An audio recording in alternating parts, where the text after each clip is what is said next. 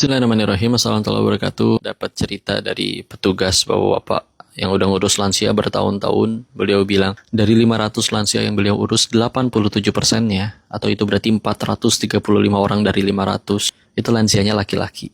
Ketika ditanya kenapa, hampir semuanya mudanya bandel. Lalu ketika akhirnya naudzubillah dia jajan, selingkuh, mengkhianati rumah tangganya. Terus suatu ketika akhirnya nggak kaya lagi, nggak sukses lagi. Entah rumah tangga dengan selingkuhannya rusak atau ditinggalin. Dia pengen balik lagi ke anaknya. Anaknya udah benci, nggak ada yang mau. Ke istri yang pertamanya, yang lamanya.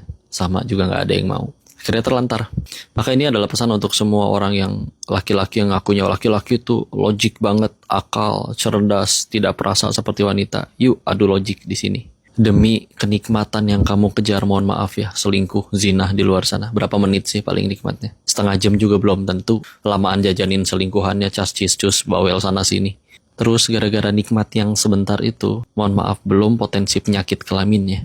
Dan mudah bagi Allah ngerusakin bisnisnya, hancur usahanya, rusak rumah tangganya, anaknya jadi benci, hidupnya jadi kacau, cerai. Setelah cerai jadi nggak bisa ketemu anaknya, biar gimana juga pasti sayang sama anaknya. Ketemu anaknya jadi cuma seminggu sekali ketemu juga anaknya selalu dengan wajah judes karena benci dengan kelakuan bapaknya. Gara-gara kelakuan bapaknya kayak gitu, suatu saat naudzubillah anak perempuannya jadi nggak suka sama laki-laki, jadi tertarik sesama jenis. Bayangin semua kehancuran itu bertahun-tahun hanya gara-gara nikmat yang cuma berapa menit itu. Worth it gak?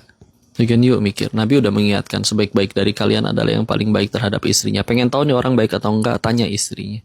Karena kalau misalnya di luar dianggap sukses, kaya, punya jabatan, tapi di rumah istri yang paling punya hak atas diri laki-laki itu disakiti, mohon maaf, kamu belum baik, kamu belum sukses. Perempuan juga kalau mau jujur dia bisa kok kuliah tinggi, ngejar karirnya sendiri. Tapi setelah dia bela-belain melahirkan 4 anakmu, ninggalin karirnya hanya demi melahirkan 4 anakmu, dan akhirnya menjadi tidak indah lagi tubuhnya, lalu kamu tertarik dengan wanita lain di luar sana, para pelakor itu.